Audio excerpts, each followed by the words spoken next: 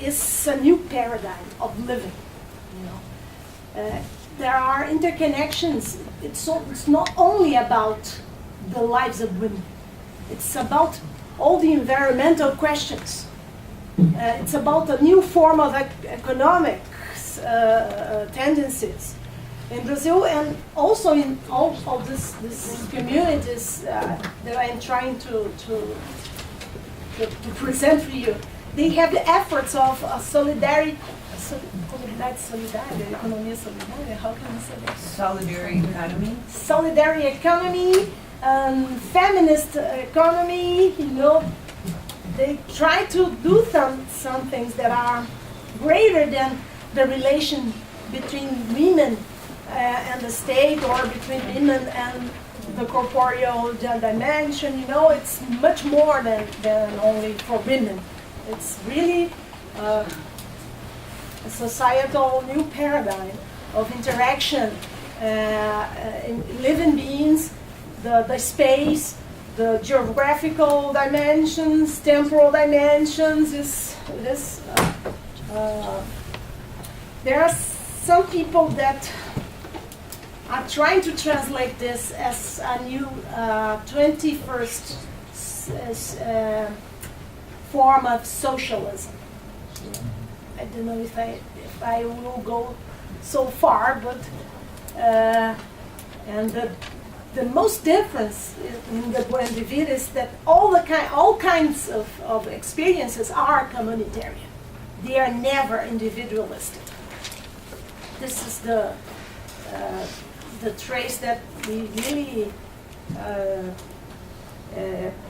can be approximately different from the capitalist system, you know, a liberal system as we are used to see. So, the question, how is his name? Agustin. Thanks for your question. So, I think there are many similarities in this notion of field, this discourse field.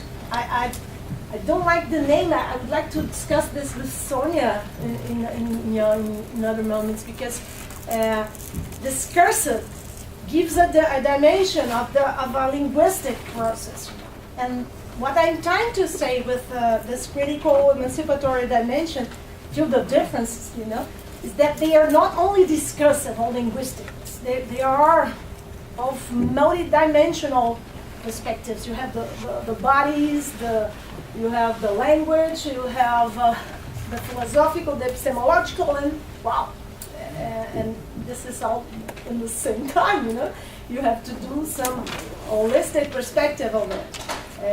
I understand when you call for the efforts of translation that the linguistic is an important thing, you know, because you need to have some perspective of translation of these multiple languages.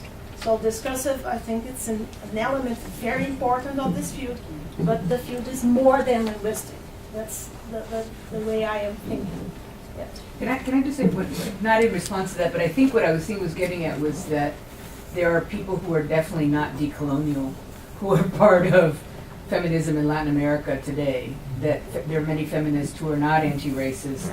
There are many feminists who are not 21st century. So is that what you were getting at? Yeah. That the field, and it's by the way a discursive field of action, not just a discursive field that I talked about. But so action is a part of it. It's not at all just discursive. Yes. But I think what you were getting at was that while all of this is going on, other things are still going on, and I think maybe that gets to Marta's question about continuities and discontinuities. Oh yes, I will like to address to this. I think we are just living right now, in many of our countries in Latin America, backlash, a wave of arrival or return of right-wing movements. They're really pressuring all this kind of democratizing strategies. Really. In Brazil, we have the re-election of President Dilma Rousseff, and she's already now at risk of an impeachment. This is happening right now in Brazil and also in Argentina. Cristina Kirchner is also in menace of impeachment. But as an optimistic, I think this is a reaction. The traditional forces in Latin America perceived that things were in a process of transformation, so they are reacting. So we have to sustain this transformation. We have to go to the streets if necessary to maintain the deepening of this democratic process that are happening. But we really have religious revivals of many kinds of religions, not only one, not Catholic, not Protestant, all the many kinds of religious revivals. I didn't see yet military movements, not yet at the moment, but I don't know. We have, I hope we will not see this happening in Latin America again, but the rich people, the real rich people, the elites, the classes, elite classes in all Latin America are effectively organizing themselves. We have right-wing organized movements, fascist movements. And this is very, very freak. I'm a little bit astonished sometimes with the same things, but they are really happening in Latin America. So the waves, I really don't like the metaphor of the wave. I made I tried to excuse myself of using this metaphor, but I would love if someone can give me another metaphor, because I think that the metaphor, the wave metaphors, give you the sensation that the things go, but they reflux. So you have tendencies that are advancing, or another that don't. The use of the metaphor, wave metaphor, is critical when you think that you have an historical linear process. And I don't think this way. For example, all this kind of revival of young feminist movements, they resemble a lot of the 70s, the reflection groups in the 70s. It's very, very alike. You have this small groups with lesbians or LGBT or queer people, and they experience forms of interaction that are very, very similar of what we have in the 70s. Not really in Brazil, but sometimes, or in Latin America, because in that time we were in a military regime, and it was much more difficult to do festivals and meetings and encounters with this perspective. So I think there is something that is that continues in time. Even what I'm trying to say as a way is that sometimes you have some different characteristics that are more saliented. Is this Salient. Salient. Yeah.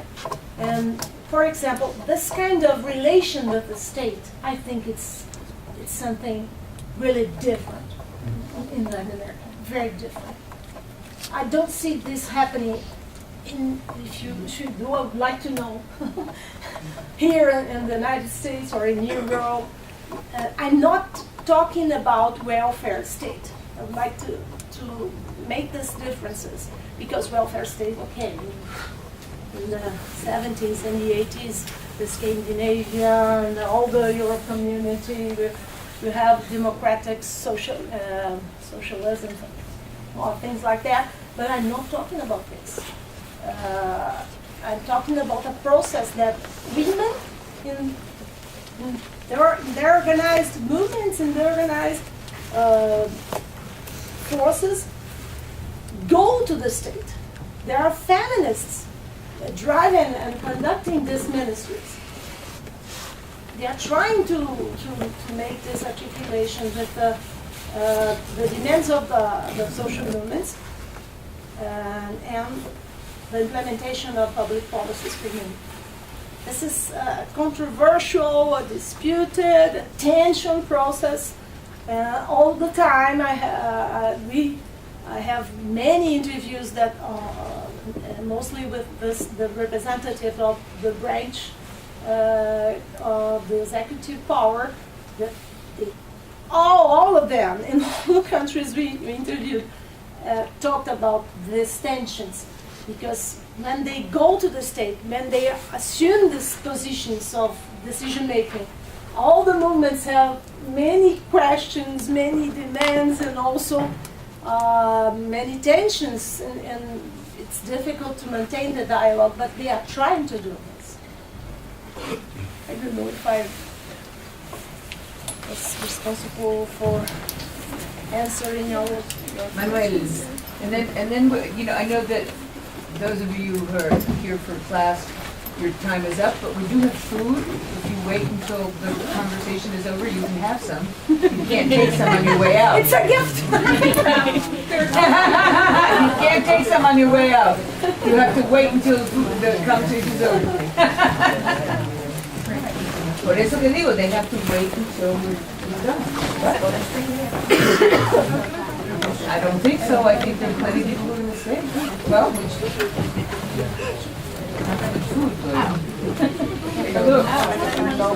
okay, fine. Well, they're leaving. They're going to leave.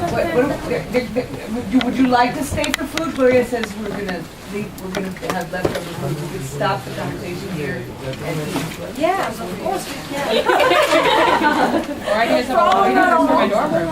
Like, Huh? if everyone else can only hold a lot of presents in my dorm room. Yeah, well, let's stop the conversation there.